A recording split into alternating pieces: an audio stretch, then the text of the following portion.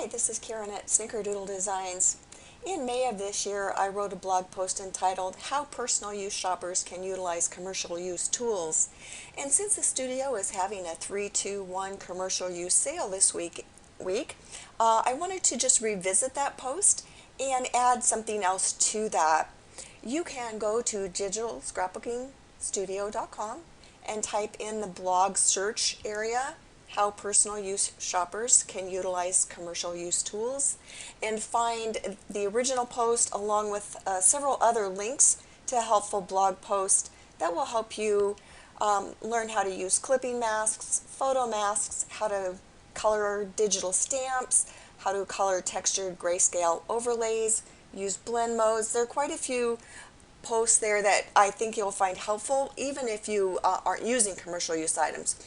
But today I do want to focus on a tip for personal use scrappers when they are using a commercial use item. So let's go ahead and get started.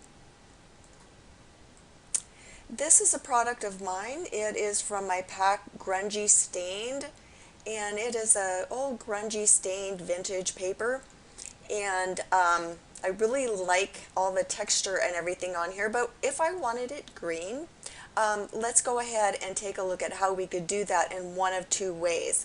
My grungy stained products have both JPEGs and PNGs in them. Some designers include JPEGs only, some include PNGs or transparencies only, and some include both. So we want to take a look at how to use both of those and why you might use one over the other. So again, this is a JPEG, and I have a pretty green color underneath it. It's just a solid green color fill. Let's go ahead and turn this grungy stain back on and change the blend mode to overlay. You could use, whoops, I did the wrong layer here on overlay. You could use any blend mode, but we're going to stick with overlay today just for the sake of consistency. And you can see how this blend mode has changed the color of the green that we have as our background. Now let's take a look at what it looks like if we use the transparency. And here is the sister transparency to the same JPEG that I just used. And here is the green solid background again. Just it's a color fill. And if we change this to overlay, we see that we've retained that original green color.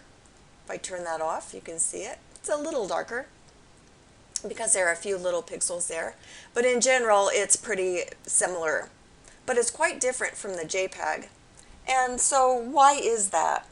Well, when we use a blend mode, when we use the overlay blend mode, that blend mode multiplies dark areas and lightens light areas. So obviously dark areas will become darker and light areas will become lighter. This JPEG texture was a light cream, so it became lighter.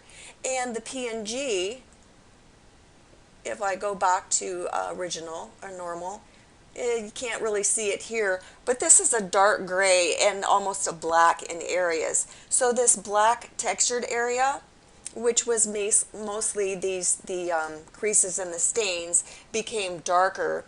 And this became a little darker, as I said, because there were some transparent, there were a few little pixels there, especially along the edge here. So it's two totally different looks. One isn't necessarily better than the other, they're just different. But if you want to retain the original color of your document, so say you wanted to maintain this green color, if you had a transparency and JPEG option, I would go for the transparency option because it's not as hard to keep that green look that you want to keep. But if you have a JPEG overlay and you want to retain that green color, what do? Well, let's go ahead and just minimize this. You can go ahead and try to recover that green color by using different blend modes, perhaps, or you might try using levels, curves, color balance, hue adjustment, saturation, just different adjustment layer options. So let's go ahead and change this to light, a soft light, which gave us a little bit more color there. And I think my screen is, I'm going to scoot my screen over so you can see the adjustment layer. So let's go ahead and add Let's go ahead and add an adjustment levels on there, and I'm sorry, I don't think you can see this on my screen, so let me bring it over here. I'll just add it here. So I'm going to add a levels adjustment. And let's go ahead and make this a little darker here, just by dragging these over. And actually, I think I want to duplicate this so I can keep my eye on that original color here. Let's bring this down a little bit. Okay, so now we've made this a little darker.